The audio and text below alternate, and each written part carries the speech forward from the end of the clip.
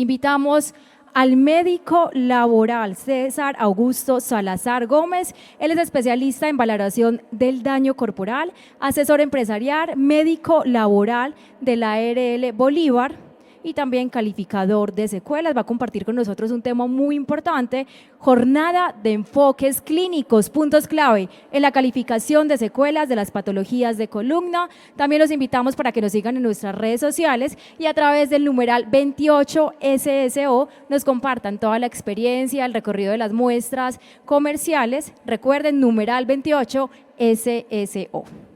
Bienvenido, doctor. Bueno, muchas gracias al comité organizador. Prometo ser un poquito breve porque sé que estamos cansados y de pronto ya el trasero no nos aguanta toda la información. Pero básicamente traía...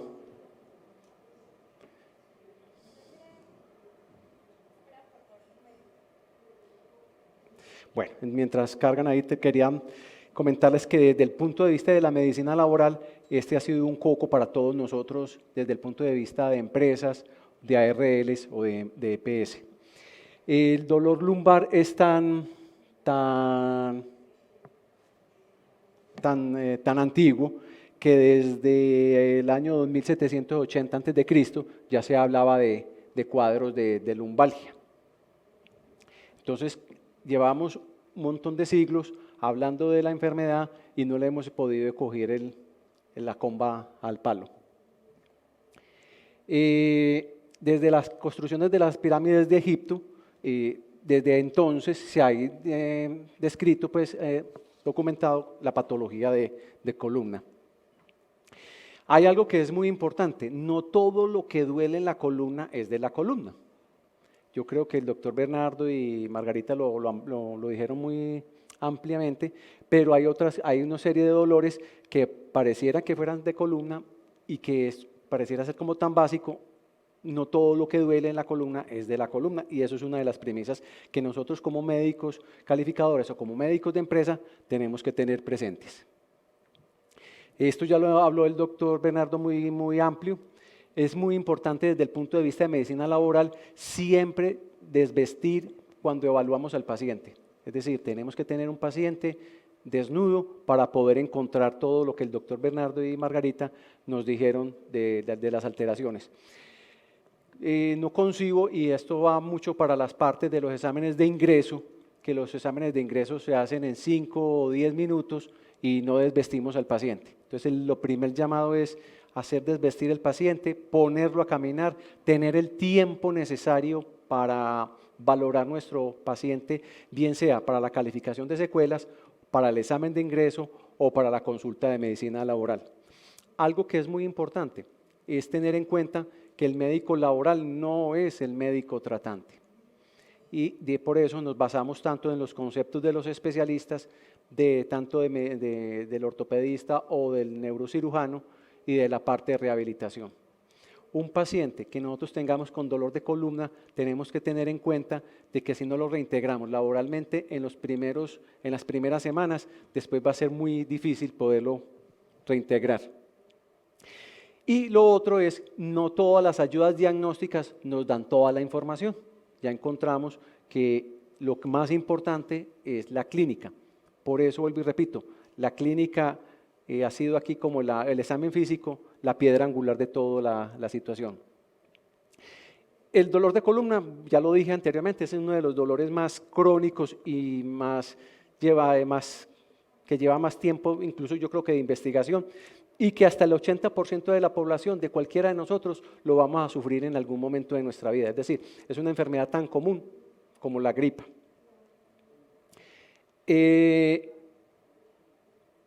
Dentro de la consulta de medicina laboral es una de las más frecuentes de las que vemos, porque vemos abocados, por lo menos el 20 o el 25% de la consulta que uno ve tiene que alguna relación con patología de columna. Y se estima que un 30% de los trabajadores en algún momento de su trabajo van a sufrir algún dolor de espalda o lo van a referir en nuestra consulta.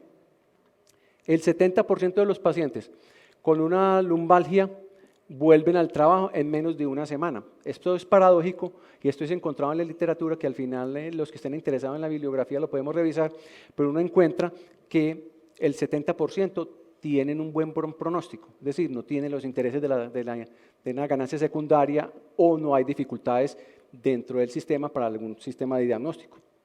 Y el 90% vuelven al trabajo en menos de 2 semanas. El problema es que cuando más se alarga el periodo de incapacidad, menor es la probabilidad de volver al trabajo. Es decir, dejar a un trabajador quieto y no hacer todo lo que vimos desde el proceso de rehabilitación es perder todo un proceso de manejo del paciente, y por eso el reintegro se vuelve muy importante. Hay parte en varias de las preguntas que se hacen cuando uno está de parte de médico de empresa. ¿Cómo lo reintegramos? Que ahorita lo podemos discutir en el panel de discusión. Al menos el 5% de los casos hay una patología grave, es decir, es muy frecuente, pero normalmente no hay una patología grave del paciente laboral que nosotros nos vemos abocados. Es decir, posibilidades de retorno muy posibles, muy tempranos, un plan de rehabilitador oportuno y al menos estamos medianamente tranquilos que no hay un gran porcentaje de patologías claves.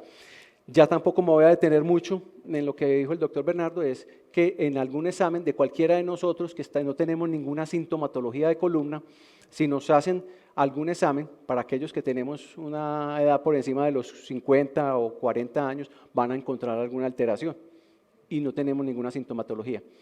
Entonces aquí se vuelve paradójico, necesitamos las ayudas diagnósticas, necesitamos saber el diagnóstico, pero muchas veces esta ayuda diagnóstica, si no hacemos, vuelvo y repito, un adecuado examen físico, se nos empieza a enredar la vida. La mayor parte de los casos de dolor lumbar son idiopáticos. Por eso el manual establece la importancia de dar el diagnóstico. Muchas veces nos quedamos con el M545 lumbago, pero no sabemos cuál es el diagnóstico real de ese paciente. Si es una alteración de una extrusión, una hernia o alguna otra patología. Entonces aquí se vuelve importantísimo el diagnóstico. Y es ahí el llamado para que nosotros como empresa no hablemos del lumbago, hablemos del diagnóstico que tenga el paciente para poderlo enfocar en los diferentes planes de rehabilitación. Eso también lo tocó Margarita y Bernardo, el proceso de envejecimiento, que es un tema que es normal no solamente en la estructura de columna, sino en cualquiera de las estructuras corporales, pues van produciendo alguna alteración, y no me voy a detener por tiempo y porque ya está expuesto pues, en lo que ya hemos visto. El doctor Bernardo hablaba mucho de las hernias a nivel de L5, y es donde uno también como médico laboral encuentra las patologías lumbar. Y lo más importante es de que las posturas incorrectas, son importantísimas, porque muchas veces dentro de nuestra profesión de medicina laboral encontramos patologías de columna en pacientes que no levantan peso, en pacientes que son sedentarios y en pacientes que están en actividades incluso de oficina. Importantísimo, siempre conocer el entorno laboral. Siempre que vamos enfocados a un paciente, yo siempre les pregunto, la primera pregunta que le hago a la empresa es, ¿cuáles son los factores de riesgos? No los físicos que tengan identificados, sino los psicosociales. Es un trabajador motivado, es un trabajador desmotivado, es un trabajador por una temporal, es un trabajador que está en misión, es un trabajador que tiene algún otro componente emocional propio. Todos esos datos son fundamentales, más allá que sí, que levanta cargas, que sí, que trabaja con vibración o que tiene algunas situaciones extremas. Siempre es mirar el entorno laboral, personal del trabajador y laboral. La musculatura, lo que decía Margarita, es un paciente obeso, un paciente gordo, un paciente sedentario, un paciente que nunca ha hecho actividad física, pues va a estar más propenso también a que tenga una actividad, un problema de columna. Son factores para sufrir una lumbalgia. Este tema que lo traía aquí a colación, es importante que como médicos laborales y como nosotros siempre tener claro cuáles son las ayudas diagnósticas. Las rayos X convencionales dentro del gremio de médico, sobre todo en la parte laboral, despreciamos mucho la radiografía la radiografía convencional y que, como lo vimos, tiene unas indicaciones muy precisas que nos exige saber un poquito de radiología, no ser radiólogos, pero sí como médicos laborales, cuando veamos un paciente, conocer un poquito sobre las circunstancias. El TAC, pues ya también lo hemos visto, son básicamente para lesiones de fracturas, que dentro del manual es muy importante para la calificación, tenerlos identificados, y la mejor prueba es el TAC, y las resonancias para las partes blandas. Ahora bien, ¿qué vamos a hacer con un paciente que tenemos, se nos vuelve una nebulosa? Cuando nos enfocamos como empresa o como médico laboral para calificarlos, empezamos como a saber qué hacemos con este paciente. En los próximos slides vamos a mirar un poquito cómo enfocar este tipo de paciente. ¿Qué son puntos claves? Aquí tenemos que tener claro que hay un componente, y puede haberlo, y la literatura así lo demuestra, que puede haber simulación, pero también puede haber un componente biopsicosocial que también ayuda a que no sea consciente, pero que el paciente no mejora porque tiene una condición o de simulación o un entorno laboral, lo que yo llamo disruptivo, ¿cierto? El examen físico nos va a ayudar mucho porque vamos a encontrar los hallazgos que son objetivos o subjetivos y que de alguna manera para la calificación se vuelve muy importante. Una de las grandes dificultades que tiene la patología de columna es que si alguno de nosotros hace el examen físico y otro lo hace, puede que la reproductividad de ese examen no tengamos los mismos hallazgos. Pero si hay algunos signos o síntomas, que no es tampoco el objeto de esta charla, que sí nos ayudan a objetivizar si verdaderamente el dolor que tiene el paciente sí lo tiene, pero la reproductividad, es decir, lo ve, y eso ocurre mucho, que lo vio X paciente, X médico, le encontró una sintomatología y al otro no le encuentra eso, no necesariamente por una mala práctica, sino porque la reproductividad del examen que se le puede hacer al paciente de columna, sin pensar en simulación, puede cambiar. Por eso es muy importante tener los criterios de Yudowsky cuando nos enfocamos y enfrentamos hacia un paciente que tiene una patología de columna. Siempre tenemos que conocer los antecedentes personales y clínicos del paciente. Tenemos que saber si tiene síntomas erráticos o si son vagos o no. Si hay dramatización de quejas, si hay una pobre colaboración del sujeto de la exploración, aquel que con solo medio tocarlo ya está exagerando el dolor, o si hay una resistencia a aceptar un diagnóstico favorable. Estos escritores que lo escribió Yudowsky hace ya un tiempo, ayuda a que uno como médico laboral pueda ir identificando si hay una simulación o si hay una ganancia secundaria cuando no encontramos una explicación clara del diagnóstico que tenemos. Hay que mirar si el paciente tiene antecedentes tóxicos, toxicológicos positivos, si hay una manipulación del historial clínico. Muchas veces a la consulta llega solamente con la lectura de la resonancia, pero no trae la historia clínica del fisiatra, no trae la historia clínica del neurólogo. Ahí es donde se vuelve lo que decía Margarita, el copy-paste. Aquí es muy delicado, el copy-paste es dedicarnos y gastarnos el tiempo a poder revisar todas esas cosas. Encuentra uno muchas veces que estos pacientes con frecuencia son multiaccidentes o multireportes de enfermedades laborales. En el año tiene 3, 4, 5, 6 reportes o de ausencia por esta circunstancia. Y la perspectiva de cobrar una indemnización. Ya los trabajadores también saben que si es una enfermedad laboral o un accidente de trabajo, pues van a tener unos beneficios adicionales a los que pudiera ser por EPS. Si hubo abuso de drogas, no solamente la petición de drogas de abuso, pues del abuso de drogas que muchas veces el paciente lo hace, sino también los que el mismo médico lo hacemos, como lo mostró Margarita. Los analgésicos están en las primeras partes, pero ahora se ven bloqueos, se ven un montón de intervenciones que muchas veces el mismo médico le estamos haciendo iatrogenia al paciente. Y evitar siempre mirar si no hay sobre todo la última, la existencia de una personalidad antisocial. Aquí la palabra antisocial no es el bandido o el cruel, sino la personalidad que o está depresivo o está aburrido en el trabajo, no encuentra la motivación. Y cuando el trastorno que tiene de columna lo excusa para hacer cualquier otra actividad. A mí me contrataron como conductor de bus, tengo una lumbalgia y no puedo manejar porque me causa vibración. Entonces, eso ayuda a pensar siempre en un problema de simulación. Se estima, y esto es la parte más delicada de esta situación, los estudios hablan que hasta el 50% de la patología de columna, de la cual no se encuentra una causa, hay un cuadro de simulación. Entonces, es aquí donde empieza el Cristo a padecer, como se dice vulgarmente, porque como médicos laborales siempre nos vemos abocados a pensar que estamos ante un paciente que puede tener una patología, pero que la historia natural de ella nos demuestra que hasta el 50% de los pacientes pueden hacer alguna simulación. Hay que encontrar la simulación en aquellos casos donde existan discrepancia entre los síntomas referidos y los hallazgos objetivos encontrados. De eso no queda ninguna duda y hay que tener el carácter para poderlo dejar consignado en la historia clínica. La otra dificultad es que no existe una prueba objetiva de laboratorio que permita medir el dolor. Margarita nos mostró aquí, y yo pienso que es muy valioso, la escala del dolor.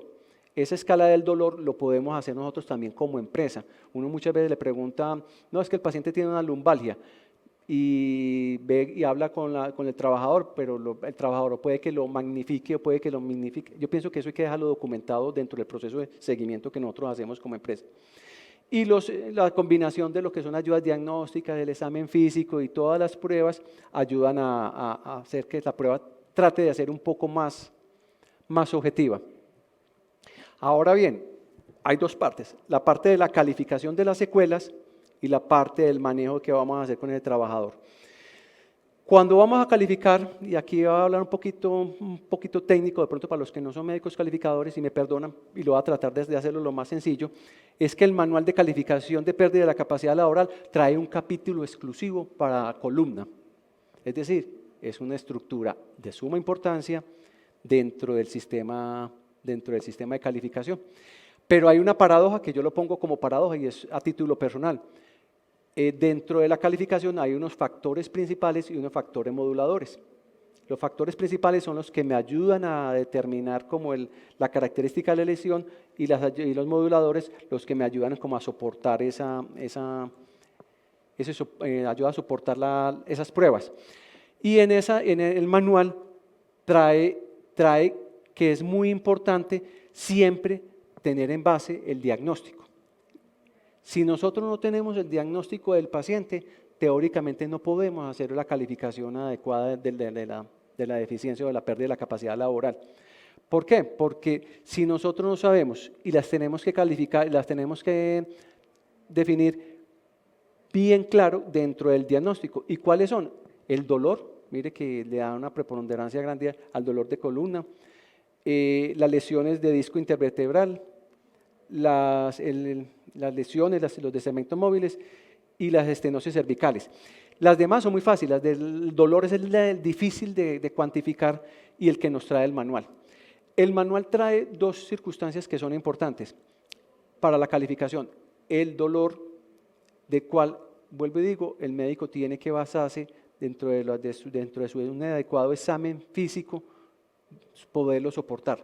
Y dentro de ese dolor hay que tener características que el dolor no es medible, pero sí tiene que haber algunos puntos de partida. Entonces, yo siempre paciente de columna, cuando se va a calificar, aparece un acompañante. Ese acompañante, y me perdonan, y no es por ser machista, pero siempre el principal invalidador del paciente, el más quejosos normalmente son los hombres, y los más invalidadoras son las mujeres, porque siempre van con el paciente a acompañarlo a su consulta, y es el que cuenta toda la historia, el que se sabe todas las historias, todos los medicamentos que tomó, todo en qué va, lo ayuda a desvestir, lo ayuda a poner el zapato, pero cuando usted deja a ese paciente solo, encuentra que esas actividades sí las puede hacer. Entonces, yo lo que siempre digo es el espejo del acompañante, es en la consulta, fuera de desvestirlo, es no entre con el acompañante y siempre esté en la consulta solo. Y sean perspicaces en ver si la muleta está desgastada, que muchas veces llegan con su muleta, revisar la postura, muchas veces van cargando su morral, Todo eso hay que dejarlo consignado en la historia clínica, que son cosas indirectas, pero que ayudan a objetivizar más la cosa. Es decir, aquí hay que tener malicia indígena. Como si eso no fuera muy importante, la tabla 15-13, en vista de toda la dificultad que había para la calificación, la Junta Nacional sacó una directriz. Esa directriz es del 2018. Y siendo el principal motivo el dolor, pues estableció que lo principal que hay que tener en cuenta es también, porque el manual establece otros parámetros de calificación del dolor, está incluido dentro de ese ítem del capítulo 15. Es decir, no se debe calificar dolor por aparte y las patologías de columna. Eso es básicamente lo grande. Ahora viene dos circunstancias y que quería comentarlos. Son los exámenes de ingreso y las recomendaciones.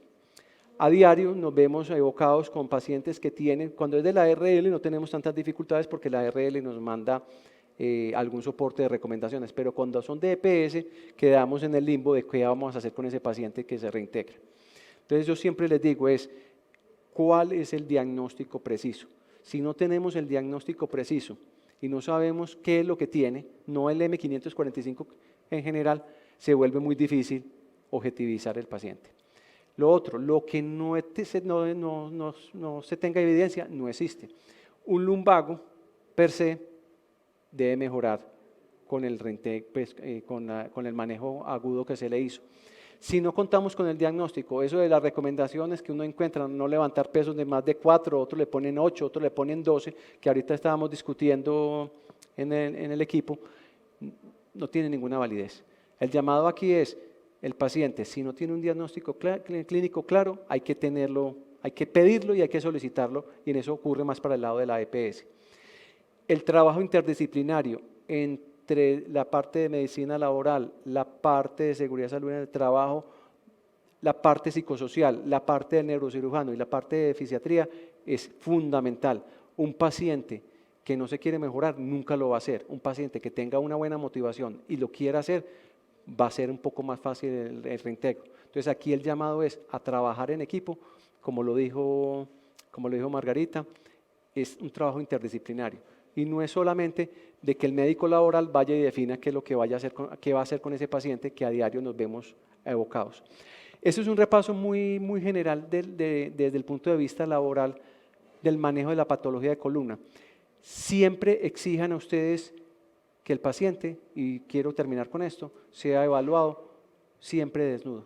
Uno se encuentra cosas para los exámenes de ingreso, pacientes que fueron operados y que no aparecen en el reporte de la historia del ingreso, o pacientes que esconden esa información, o cuando van a salir ya sí salen los ayayay de las cosas. Entonces, el llamado es trabajemos en equipo, aquellos factores de riesgo de vibración para las enfermedades laborales es importante tenerlos cuantificadas.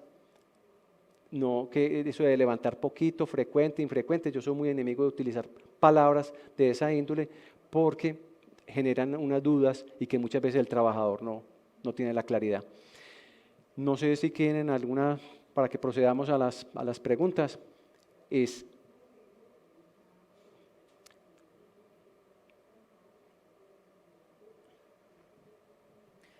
Agradecemos entonces al médico laboral César Augusto Salazar Gómez por compartirnos toda su experiencia sobre este tema. Vamos a empezar entonces ahora sí al espacio de preguntas. Ahorita alguien tenía una pregunta por este lado. O ya, sí.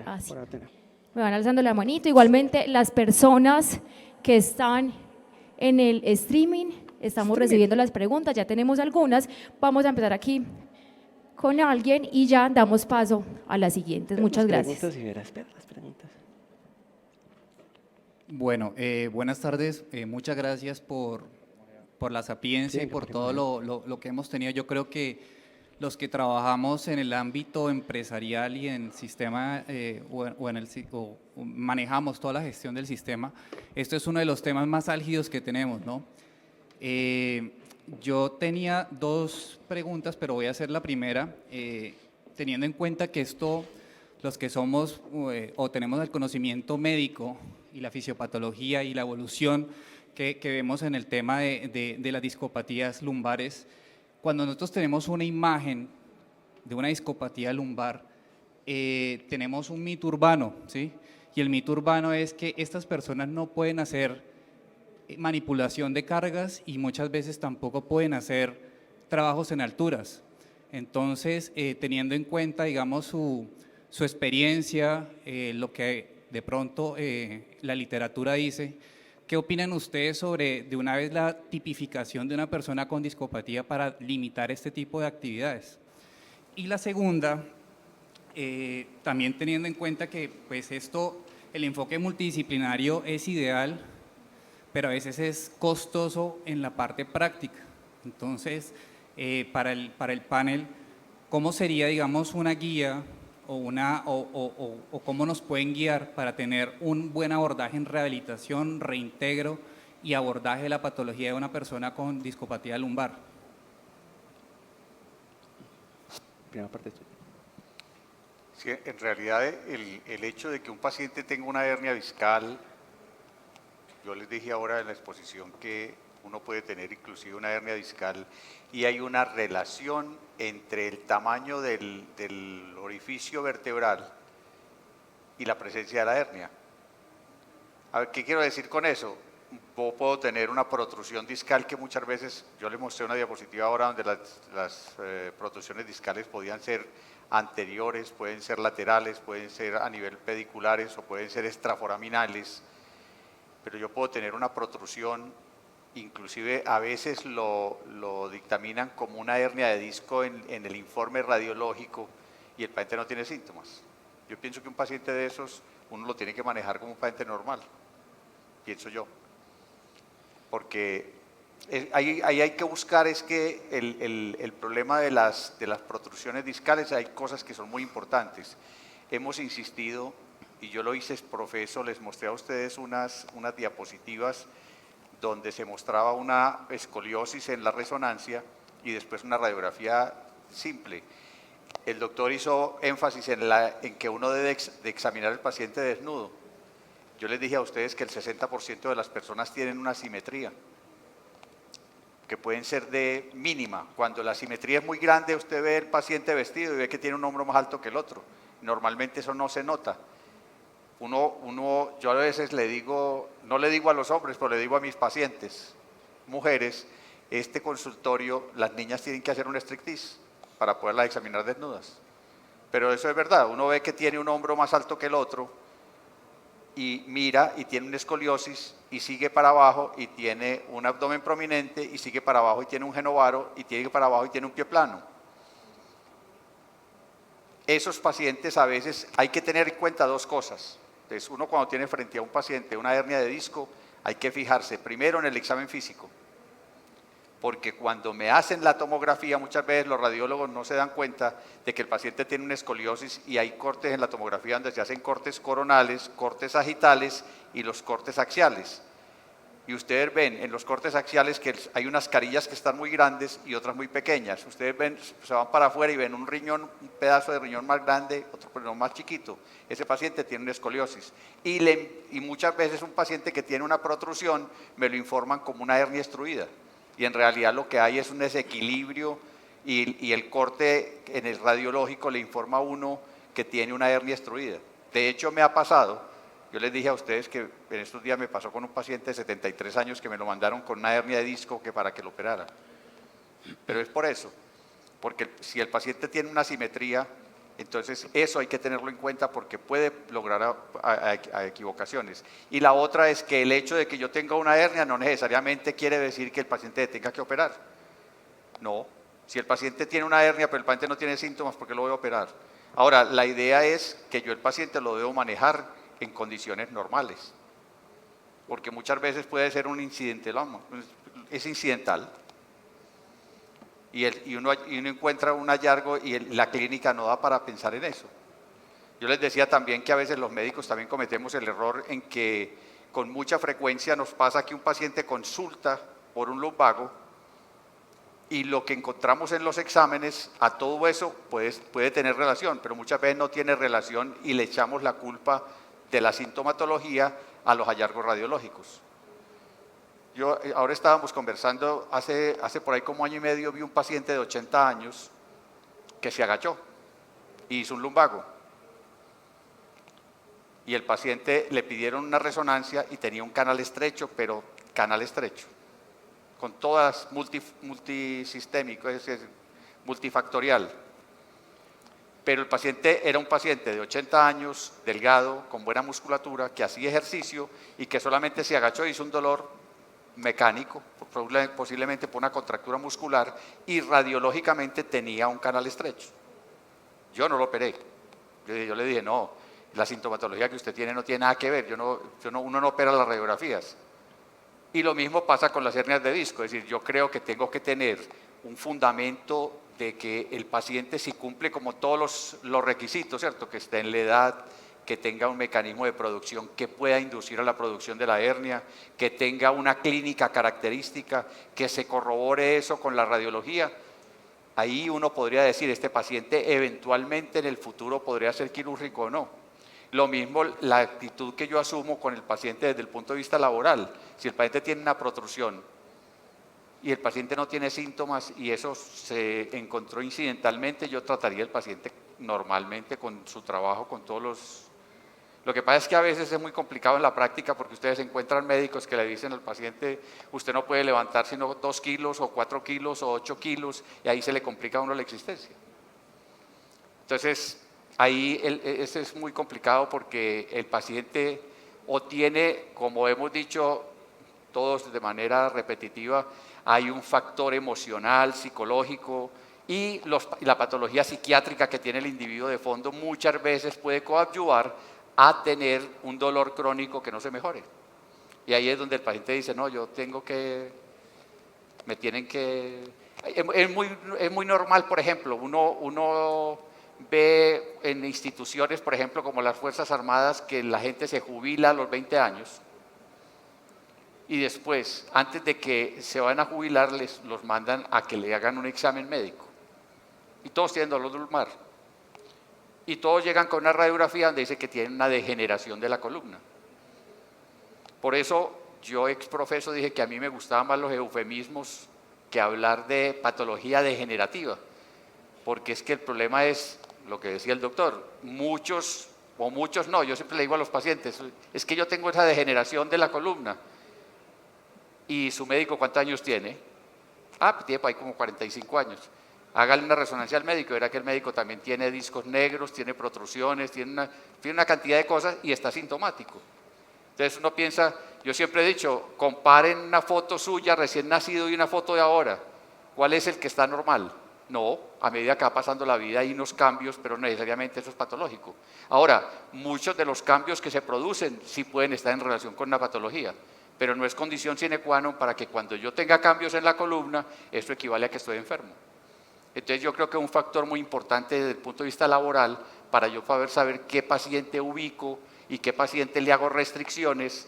Ahora, el problema es que en la práctica y todos los que hemos visto pacientes de medicina laboral es muy complicado porque hay factores de ganancia secundaria donde, como les digo, por ejemplo, este tipo de pacientes, si yo tengo un dolor lumbar porque yo me cargué un morral durante 20 años que pesa 40 kilos, entonces me puede dar una remuneración económica que me pueda ayudar.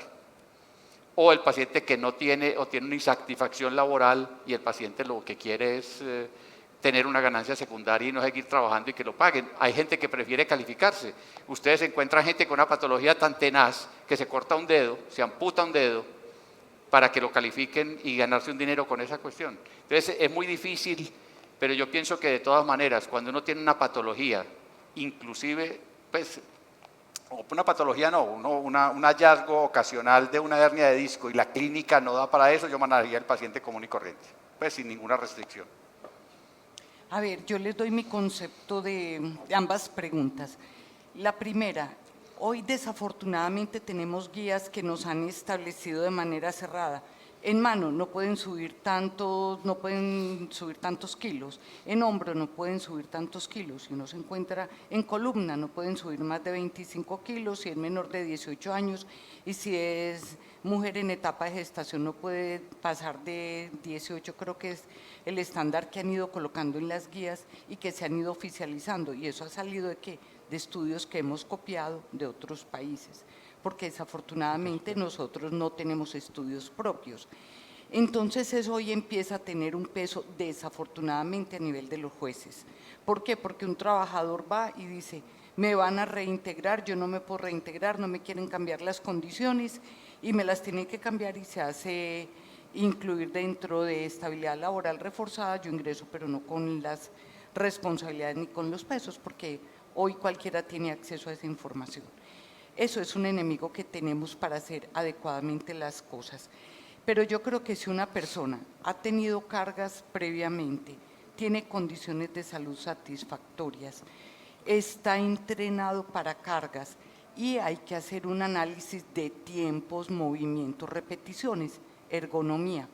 Si los tiempos y los descansos, si los ciclos no son muy frecuentes, y ese es el análisis que a nosotros nos toca hacer, repeticiones, movimientos, ciclos. Si yo veo que no está en un minuto haciendo cantidad de ciclos y ciclos cortos, si yo veo que la carga, y por eso nosotros tratamos de dividir la jornada laboral en porcentajes, si el tiempo que dedica a cierta carga es el 100% del tiempo, las 8 horas, o si solamente tiene cargas muy pesadas durante 2 horas, el resto del tiempo no tiene cargas pesadas. Yo creo que ahí es donde viene el análisis de nosotros de conocimiento del puesto de trabajo para decir, esta persona, a pesar de que tiene un riesgo, no es un riesgo tan alto porque no tiene ciclos, no tiene repeticiones y las cargas se hacen en determinados tiempos. Y si no tiene comorbilidades, si lo pongo en un buen plan educativo de manejo, de lo que hablábamos, manejo de peso, movimientos adecuados, familiarícese con ejercicio, yo lo dejo sin grandes restricciones, porque entonces uno termina por concluir. Yo más de una vez les he dicho a mis alumnos, al ritmo de lo que a veces nos ponen en la norma, ninguno de nosotros podemos hacer nada. Sin embargo, nos vamos a un gimnasio y los vemos cargándose pesas de 75 kilos, entonces ¿dónde está la coherencia? En el trabajo no puedo cargar más de 10.5, pero en el gimnasio sí puedo ir a sacar músculos fuertemente en repeticiones constantes de 1 hora, hora y media que va uno al gimnasio con pesos de 75 kilos. Entonces yo creo que aquí, en resumen, juega historia clínica, juega factores de riesgo, juega análisis muy juicioso del puesto de trabajo, tiempo, repeticiones, movimientos. Las guías Gatizo les pueden ayudar a ustedes también a mirar los factores de riesgo. Y si la persona está entrenada y no tiene síntomas, siga trabajando. Esa es como la primera. La segunda, quienes hemos tenido, a mí me ha tocado toda la vida organizar servicios de rehabilitación. Sí y no, rehabilitación es costoso. El sí es porque siempre lo hemos tenido como una opción por allá, de más, como el complementico por allá, como yo a veces he dicho que como el cuarto útil de todo lo demás, no pudimos solucionarlo de otras maneras, pues mandémoslo a ver si rehabilitación se puede hacer. Cuando nosotros lo miramos desde una óptica integral, como yo se los quise plantear, no hay que ir a los gimnasios. Si todos hablamos un idioma, el médico que está en el trabajo es el gran rehabilitador. El tecnólogo que está yendo a darles pautas es otro gran rehabilitador. La RL que te fue a dar un acompañamiento es otro gran rehabilitador, pero siempre con el mismo objetivo. No necesitamos tenerlos grupalmente en gimnasios, no necesitamos tener todo el combo de profesionales a la vez, pero ahí es donde cada uno tiene que asumir el rol de rehabilitador y todos nosotros somos rehabilitadores. Por eso les traté de dar herramientas elementales que si buscan la documentación, criterios básicos de dolor, criterios básicos de ejercicio, una guía de estiramientos clásica, a todo mundo le sirve y casi nunca hay grandes restricciones. Entonces, todos nosotros sin necesidad, vuelvo y digo, de que esté el fisiatra, el terapeuta ocupacional, el físico, dando un espacio prioritario sea psicología, porque Yo diría que nosotros, pues por lo menos los médicos no somos buenos psicólogos, entendemos algo. El espacio de psicología o de psiquiatría es más difícil, sobre todo cuando hay que manejar ciertos medicamentos. Pero ya lo del día a día, si nos empezamos a formar y a educar un poquito en eso y nos ayudamos, yo creo que no sale tan costoso. Y complementando ya lo que habían dicho los dos compañeros, el paciente con esas características no tiene síntomas, no tiene nada más, debe ser apto, y es apto, porque es que volvemos a la misma circunstancia. Pero, ¿cuál es la gran dificultad? La gran dificultad es que los exámenes de ingreso o los exámenes periódicos, muchas veces el médico que lo está haciendo ni siquiera conoce nuestra empresa, muchas veces ni siquiera conoce nuestro factor de riesgo, muchas veces no conocen ni los antecedentes del paciente. Entonces, más que el requisito de un examen de ingreso, más que un requisito de un examen periódico, es de que ese es el llamado. Cuando yo estaba en la empresa es que mi médico que haga el examen de ingreso periódico conozca mi empresa y conozca las características también de ese paciente. Pero en términos generales, un paciente que no tiene síntomas, yo creo que es apto. Muchas gracias. Continuamos entonces por allí con las preguntas. Posteriormente también daremos respuesta a las preguntas vía streaming.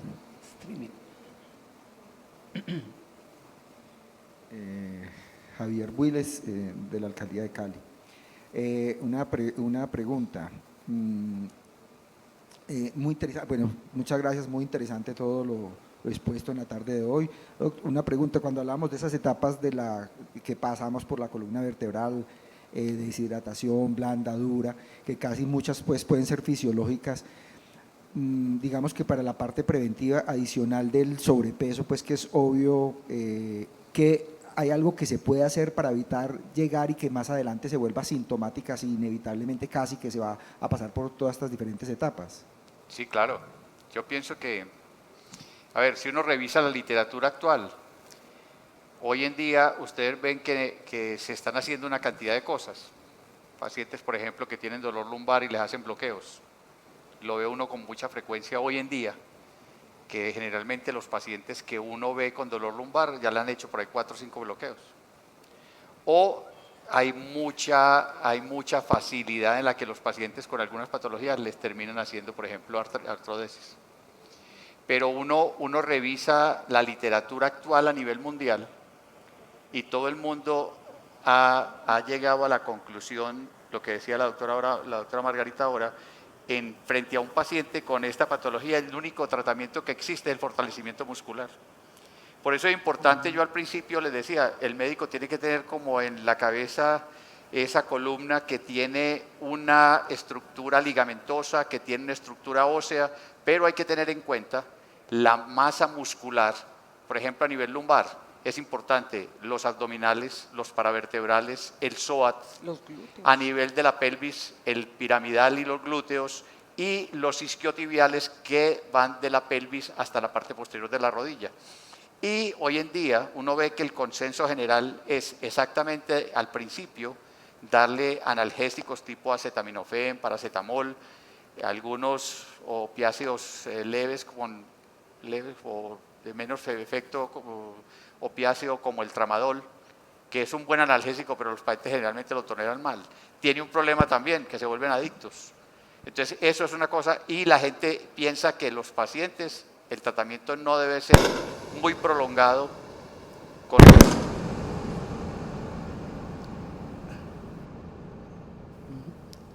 Están probando si sufrimos de los nervios. El tratamiento no debe ser muy prolongado en cama. Algunos dicen que el paciente debe tener 2 o 3 días en cama y entrar el paciente en actividad y hacer ejercicio. Pero básicamente hoy en día el tratamiento de estas patologías es el fortalecimiento muscular. Doctor, el tema con el ejercicio es una vaina que es complicada, porque la gente dice, me voy a una terapia y listo. Y resulta que los procesos de rehabilitación son netamente educativos. Vayan al gimnasio, los educamos, aprendan y sigan el continuo en la casa. Lo que pasa es que nosotros somos una población que le jugamos a 2 extremos, o a los excesos o a los defectos.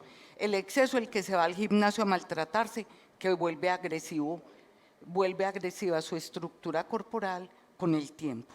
Y esos son los digamos, los traumas acumulativos por ejercicios mal direccionados, por excesos. Y el defecto, voy al gimnasio 2, 3 sesiones, listo ya, y no fue más. Y resulta que hay que educar para que el continuo, yo a mis pacientes les digo, ¿hasta cuándo voy a hacer ejercicio? Hasta el último día de mi vida mientras yo lo pueda hacer. Bien hecho, juicioso, disciplinado, una rutina progresiva. Hoy hago estiramientos, mañana hago fortalecimientos, soy miembro superior, mañana miembro inferior, luego trabajo la parte pelvis. Es decir, que haya un continuum, pero un continuum organizado. Ese es el éxito, mantener bien la estructura corporal en todo. Claro que yo creo que existe un factor que me parece a mí que en la práctica es muy difícil de manejar, y es de que nosotros manejamos en nuestro medio una incultura frente al ejercicio y frente a la parte nutricional. Y yo le echo la culpa de cuando estábamos en el colegio. Usted ve en las calificaciones, uno ganaba matemáticas, pero perdía educación física porque se voló de la clase y decía educación física y nutrición. Nosotros en nuestro medio, la gente no tiene la cultura del ejercicio. Nosotros en nuestro medio, la comida de nosotros es muy buena, pues antidietética.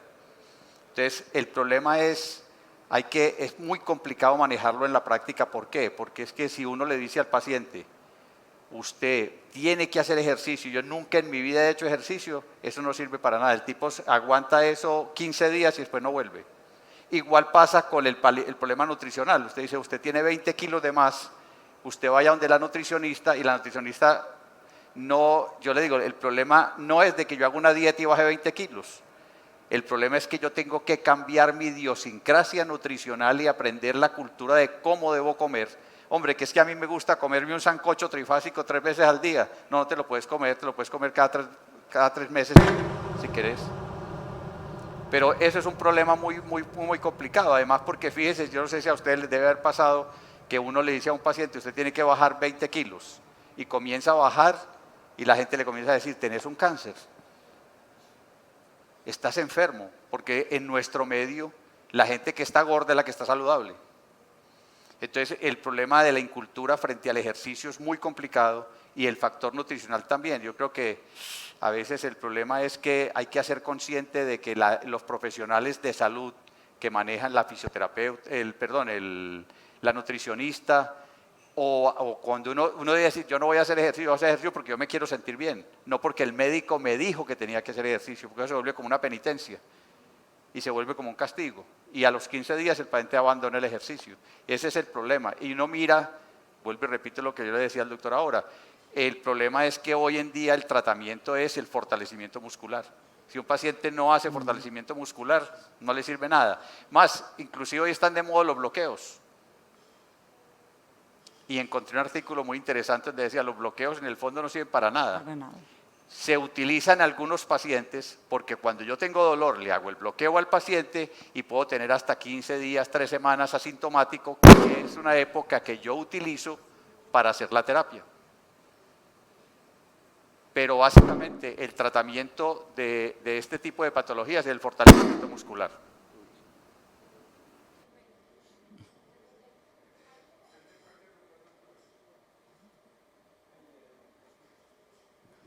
Yo soy el culpable de los balazos.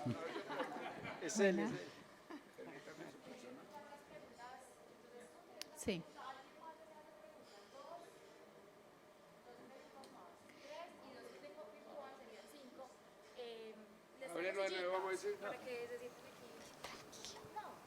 ¿Ustedes quieren sillita? Sí, está bien. Bueno, buenas tardes. Mi pregunta es con respecto a cómo sería el enfoque para el médico laboral de la empresa en los casos que sufren accidentes de tránsito SOAT, que la prestación asistencial se hace por medio de la póliza, pero los especialistas solo se dedican a expedir la incapacidad mes a mes y el proceso de rehabilitación es muy complicado porque tú debes hacer una rehabilitación profesional y se impide por una incapacidad prolongada no justificada, porque yo valoro a mi paciente incapacitado como médico laboral de empresa, lo encuentro en buenas condiciones de reintegro, pero llega, doctora, tengo 30 días más, entonces tengo el análisis de exigencia con mi terapeuta, tengo casi que lista para hacer la prueba de trabajo de reintegro, para poderle apoyar dentro de su proceso de reintegro y se siente uno como impotente porque se va viendo pues ya la parte psicológica del trabajador afectado, ya queda con la comodidad, ya no quiere volver a reintegrarse y se complica el asunto. ¿Cómo pues el enfoque pues del médico, el doctor Salazar, cómo lo hacen, por ejemplo, en la ARL de ustedes cuando suceden esos eventos? Porque yo lo intenté, por lo menos tengo un caso ahorita con la ARL que tenemos, pero ellos me dicen, es póliza SOAT, doctora, lo lamento, hasta que no se cumplan los 800 salarios mínimos, yo no lo puedo retomar. Entonces, queda uno. Hay dos cosas que son fundamentales. La rehabilitación temprana es fundamental.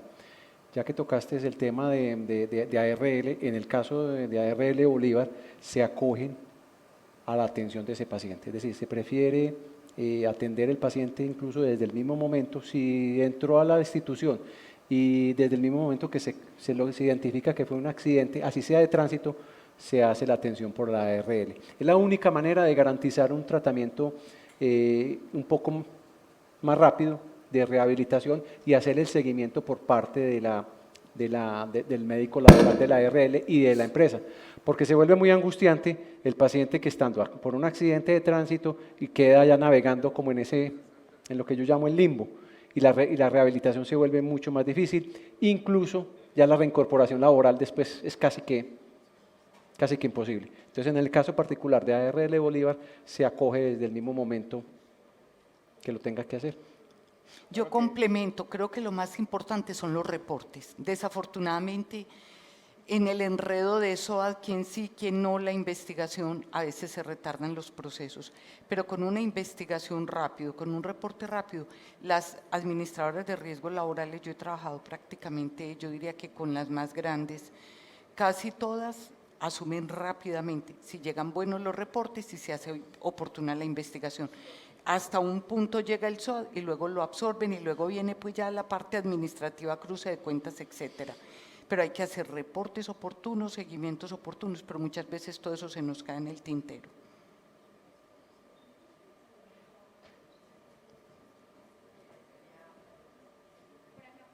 Claro que eso en la práctica es muy complicado. Prendelo. Porque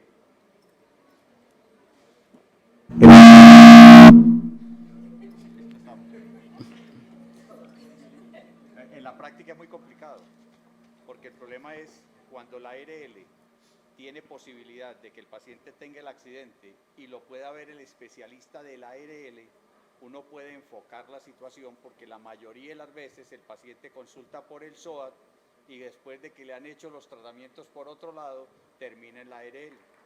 Y ahí es muy difícil, porque hay gente que comienza a incapacitar al paciente y no tienen el concepto de lo que es el problema laboral, y ahí es donde se dificulta uno poder volver a reingresar a ese paciente.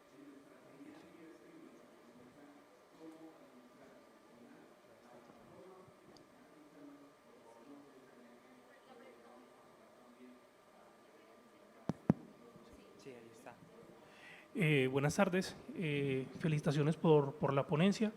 Mi pregunta va más enfocada desde el punto de vista como profesional. Cuando ya tenemos un trabajador que ya tiene, digamos que el diagnóstico, ya está en un proceso de rehabilitación y ya está para reingreso a laborar, que nos llegan con mucha frecuencia, uno, con recomendaciones abiertas. Cuando digo abierta, es abierta en tiempo, que uno no sabe si esas recomendaciones son hasta que se pensione o hasta que San Pedro lo llame o qué, ¿cierto? Uno queda ahí como que en el limbo. Y la otra sería, ¿cuál sería la conducta de nosotros, ¿cierto?, como no profesionales del área o como responsables del sistema, de qué hacer con ese trabajador, o cuál sería la exigencia que tendríamos que hacerle a ustedes como médicos para que en estas recomendaciones los tiempos sean distintos, de tal forma que podamos tener un control en la evolución del trabajador a través de su patología y que él pueda otra vez, digamos que a reintegrarse a laboral, entre comillas, en funciones?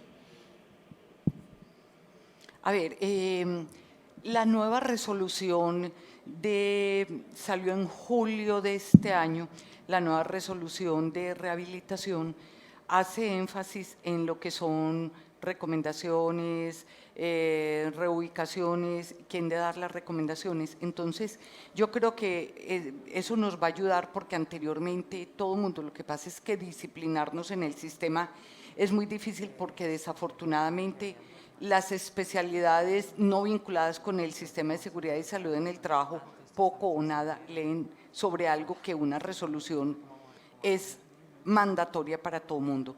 Pero sobre todo lo que son las restricciones funcionales las puede dar el especialista. Ejemplo, hubo una fractura, el ortopedista va a decir, esta persona tiene una restricción de apoyo por tanto tiempo, no puede ir a trabajar, hasta ahí.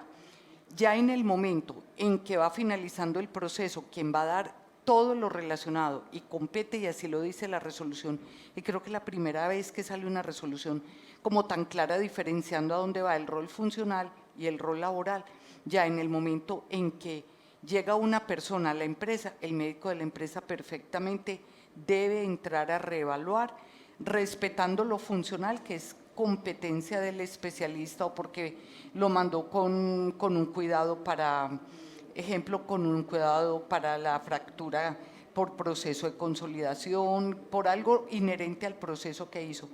Pero el médico tratante, médico de la empresa, puede perfectamente, de acuerdo al conocimiento del puesto de trabajo, puede perfectamente decir, esta persona yo la pongo en este puesto de trabajo, no corre riesgo, lo vamos a reintegrar por 2 o 3 meses. Nosotros que recomendamos desde rehabilitación, que sean recomendaciones cortas de 2 o 3 meses, que ya se haya cerrado el tema funcional y yo mire o porque lo reubiqué temporalmente o porque lo reintegré a su puesto de trabajo, porque hay puestos de trabajo que la persona se puede reintegrar sin grandes recomendaciones funcionales. Entonces ya el médico de trabajo, y la resolución es muy clara en decir, ¿quién más que el médico de trabajo conoce el oficio? El ortopedista no lo conoce, la mayoría de los fisiatras la verdad no conocen de puestos de trabajo porque en la universidad base, ya los que nos hemos ido dedicando a esto, pero en la formación base no nos enseñan, el neurocirujano, casos excepcionales, se han estado en administradoras de riesgos, no conocen los oficios. Entonces, ¿a quién le toca? Al que conoce el oficio, ¿quién? El médico del trabajo o el médico de salud ocupacional o el equipo de salud que está en ese momento en contacto. Y la resolución lo ampara perfectamente, no recuerdo cuál es el número de la resolución, pero es de julio de, ahora de este año. de este año. Y sumando a lo que dice Margarita, es muy importante. Las recomendaciones yo siempre recomiendo, es una redundancia, es que sean hechas no en lo que no puede hacer, sino en lo que en positivo. En las habilidades. En las habilidades que tiene el paciente. Porque es que el mensaje que muchas veces estamos mandando es no puede, no puede, no puede, no puede. No, el paciente sí puede, tiene de acuerdo a su capacidad funcional, hacerlo. Y esa es función del médico. Y es más, la misma ley ampara que yo como médico que conozco mi empresa, conozco mis factores de riesgos, sin dejar de lado lo que es la parte ética y la parte de conocimiento que el especialista me pueda mandar, quién más yo como médico laboral que conozco la empresa, y siempre mandarlo en positivo. Y siempre será el médico desde la empresa el que determine el tiempo, y los tiempos están claramente de acuerdo a la rehabilitación que ya todos comentamos. Muchas gracias. Tenemos otra pregunta vía streaming, Xiomara Albarracín. ¿Qué tanto se ha visto que el trabajo de todos los involucrados, empresa, ARLPS, generan casos de rehabilitación y reincorporación exitosa, teniendo en cuenta que dicha integración en muy pocos casos se logra? Una pregunta muy interesante. Todo está escrito, claramente escrito. Yo creo que la legislación es clara, los documentos son claros, los manuales de rehabilitación son claros. Desafortunadamente el sistema no ha seguido las pautas, son pautas que se vienen delimitando desde el año 1993 cuando se hizo transición a la Ley 100. Se han ido afinando a través del tiempo, se han ido definiendo roles, actores, competencias, cómo se hacen los recobros, cómo se hace todo el trámite administrativo, que fue lo que en un momento dado entorpeció que los procesos fueran funcionales. Lo que pasa es que yo diría que a las EPS sin culpar obviamente a los médicos laborales de EPS, porque la verdad los admiro, les toca una responsabilidad muy dura porque están muy solos y con muchos problemas de esta índole por enfermedad común donde no tienen muchas herramientas.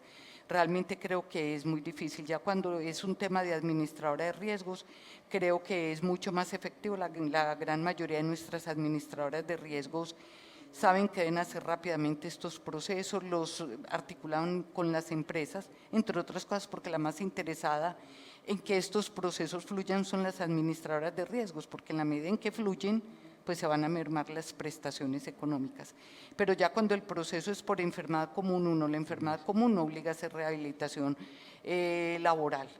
Se pueden hacer recomendaciones básicas y como digo, los médicos laborales están demasiado solos en las EPS.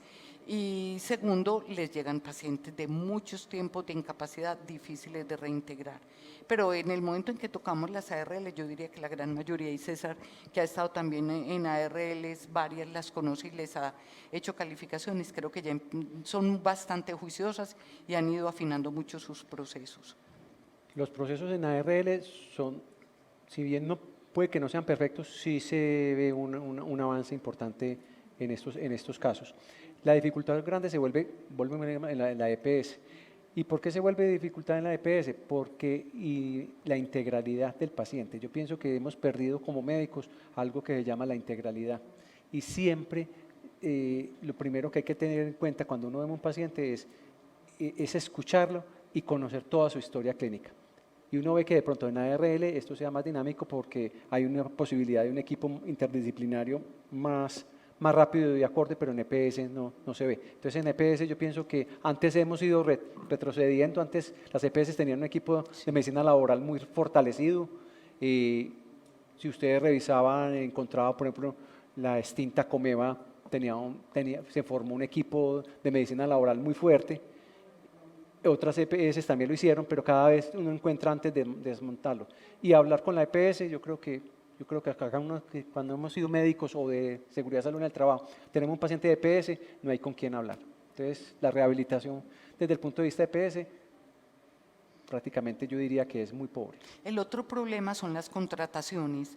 Por aquello del tema financiero, la verdad sea dicha, hoy contratan con un centro, 5 terapias, luego el paciente vuelve, lo mandan, aquí uno en Medellín lo ve todos los días.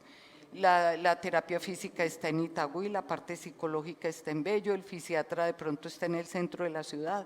Entonces no hay una comunicación, no hay un continuum, no hay un objetivo, no hay una meta, no hay una claridad de lo que queremos, que fue lo que vimos hoy en el plan de rehabilitación. Si no tenemos objetivos ni metas, todos nos perdemos. Y eso es lo que pasa desafortunadamente con EPS, y valga la pena repetirlo, las contrataciones son adversas a tener una disciplina y a tener una comunicación y un trabajo en equipo, así no estén todos reunidos.